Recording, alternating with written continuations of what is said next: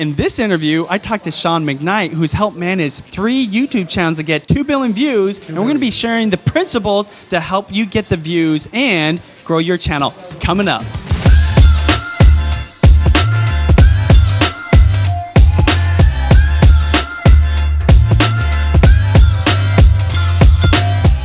YouTube Secrets is out now. Learn the strategies of today's top video influencers in this step-by-step YouTube success playbook. Get your copy today at tubesecretsbook.com. What's up, influencers? Welcome to another interview here where we're helping you build your influence, income, impact with online videos. I'm here with Shaun McKnight. Thank you so much for being here. I am so excited about this interview because I've actually known about Shaun's family, about their channels for a long time. Cute Girls Hairstyle, Brooklyn and Bailey, and Camry Noel are the 3 channels. We actually knew of each other back in our beauty days when my wife was doing hair looks and your wife was doing hair looks. Obviously, our business has grown. 12 million subscribers. But this is what's massive, you guys. 2 billion views across those 3 channels. It's crazy to think. And a lot of channels, it's hard to even get to like 100 million views, right? Let alone a billion views. 2 billion, that is massive. And the reason I'm so excited and I can speak so clearly about your success is because I've been not only tracking your channel, but looking up to it for so long. Oh man, you're so kind. We've known each other for a long time. Yeah, for sure. We have a lot of respect for the Travis family and what you've accomplished. Thank you. So it's mutual. For sure, yeah. And you know, I've always looked up to Shaun, and in fact, I met you, I think either at a VidCon or some kind of YouTube event. And what you were doing behind the scenes, you know, Shaun manages basically the business side of everything. So you can obviously tell he doesn't have long locks or anything like that.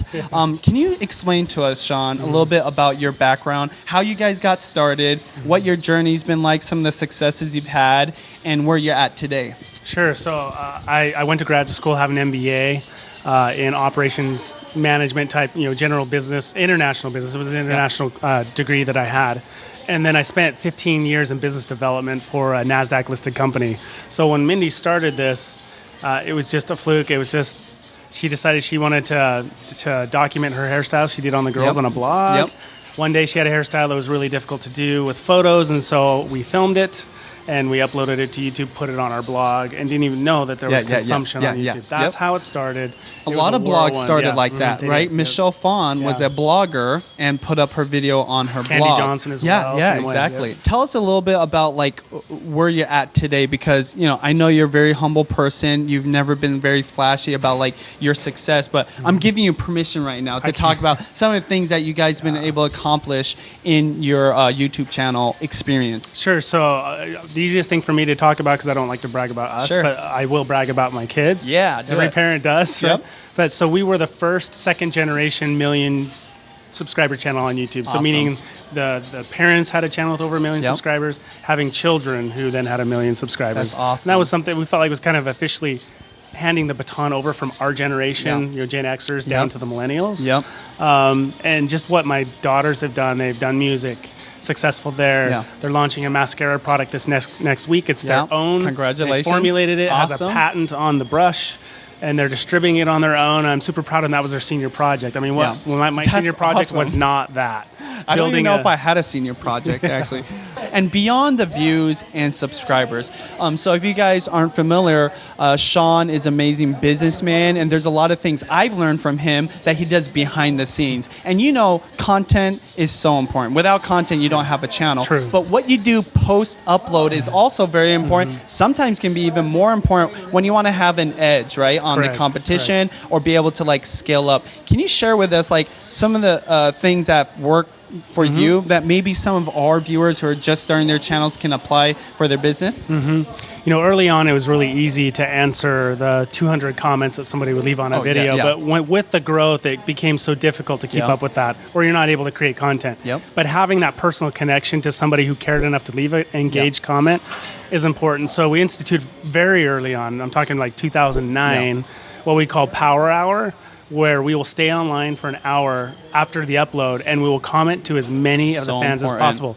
And the fans have learned that we do that, and so they anticipate our upload. It's the same time every day that, if they do a Wednesday, it's Wednesday. Great at 4 technique p.m. to get them to watch the video like 2 or 3 times because they're refreshing. Well, yeah, so when I was a kid, Yeah. Dukes of Hazzard was on Friday at 7 p.m. Yep. There were only 4 channels. Yeah. And so I was home from the park with my football 10 minutes before Dukes of Yeah. Hazzard started, and I was watching the last 10 minutes of the Yeah. news. So similarly, if our fans know our video uploads at a certain time, Yeah. they're on your channel because they want to hear from you in the comments. They will watch your last video Yes. over and over and over again, waiting for you so they can be the first one to comment. Yes, So we've yes. been doing that for about 9 years now.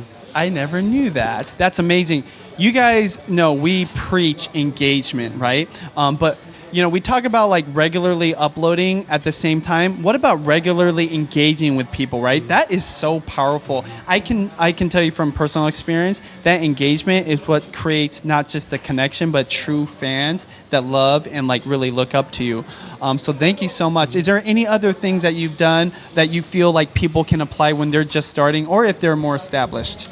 There's all the cliche answers about be consistent, be authentic, and I can't really speak to those because everybody knows what that means, but it's trying to find a way to differentiate yourself from all the others out there. There's a lot of chin tracers on YouTube. Fidget spinners come out, and everybody's doing the same kind of fidget spinner videos, and that's great if you can get in and ride that wave. But it's okay to be different and find what you're really good at. It happened to be hair for us. We figured, hey, everybody has hair. Half of the people on Earth are women, or actually 60% are women. So the chances that they could use our tutorials was really, really high. It was just a matter of getting ourselves out there. So find what you have a passion for and film that, because if you have a passion for it, it's likely somebody on YouTube wants that to see that, as opposed to just chasing all the trends. And what year did you guys start? 2008 was the first time we uploaded a video. 2009 is when we actually made our channel. So it was on a personal channel before. What's great about this is we started at very similar times, right? And I know it might be cliches, but the basics never get old. They always work, right? We're talking about engagement, right? We're talking about like some basic principles, because everybody wants to know how to hack the algorithm, right? Like how to like work certain things in the back area to get like the most views more than other people. At the end of the day, YouTube just wants to get the right videos to the right people, and if your content is good, it speaks for itself. So again, those basics. A decade later, we're still doing the same things. Maybe like some of the tools might be different. There's some tweaks and things in there, but being authentic and consistent, having the best quality that you can afford. Yes. You don't need to go buy the expensive stuff. The phones today, these phones right here, have much better cameras than we had when we first started. So, and you don't need to go buy the nice DSLRs if you can't afford it. Okay, so we do something fun here called the lightning round. Are you ready for that? Like, what does lightning? It depends. Pancakes or waffles? Waffles. We were just talking about waffles. It holds more syrup in the cups, Yes, and I like how the butter melts inside each little. Book every influencer should read. The Bible? The Bible, it's good. I think we need more of that. All the principles you need are right there, you guys. I know. Everything you need to know about business, family, life is in the scriptures. There you go. There's no other book you need. Favorite TV or YouTube, Netflix, digital show? You know what I actually really love is the Gold Rush series. I don't know why. It's like I'll probably never be a gold miner, but something about watching people find gold. They're spending millions of dollars to earn millions of dollars, so they don't really make much, but the discovery of it, it's kind of addictive. I know exactly what you're talking about, right? And they're like dumping tons of dirt into like a machine. I like Good Gold show. Rush. Cat or dog? Oh, definitely dog. Definitely. We have 2 of them. Favorite social network besides YouTube? I'd say Instagram. Favorite documentary or movie? I absolutely loved on Netflix the documentary on Nikola Tesla. It's somebody you don't read a lot about in the history books or textbooks, but it was so influential in most of the technology we use today. Absolutely. Well, Tesla, Tesla. Hidden talent people don't know you have.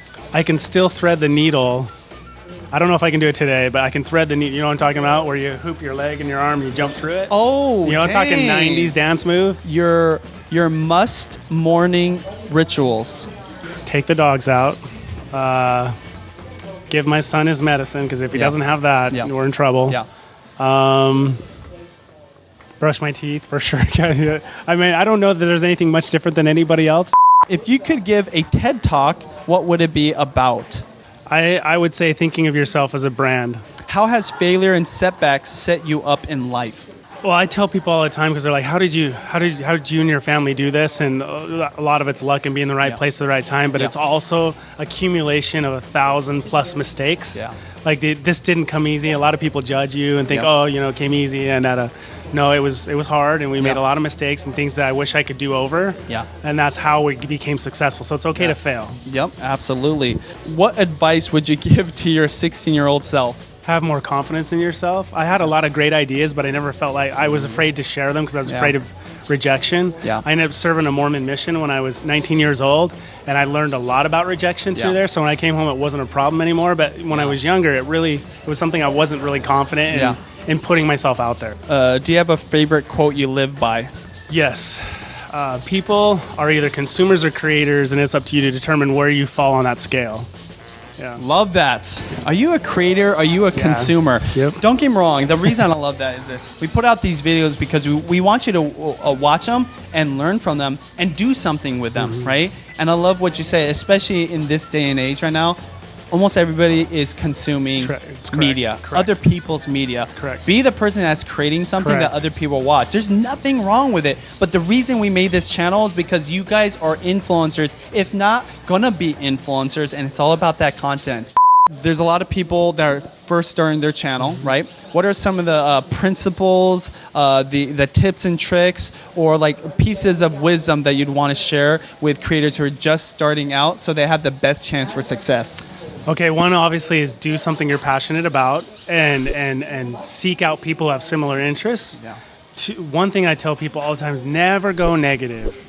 Like you may have somebody leave a nasty comment and people will make a video calling out that person, and it just doesn't serve well. Yeah. Always stay positive. Think of yourself as a brand, and then the third thing is just you don't have to invest a lot of money in it. Yeah. Think of Tyler Oakley. He was in his bedroom vlogging with a simple camera, and it wasn't how it looked, it was what he was saying. Yeah. It was the information, the content that you're creating is what has that value. So I think those are the main things I would tell anybody starting out. Mic drop. Okay. We won't drop these. These are expensive. Thank you so much for Thanks, letting me Benji. interview you. Honored. Obviously, I look up to you and what you guys are doing. He only looks up to me because I'm tall. Because I look up to him because he's smart. So physically, you are tall. I do look up to you.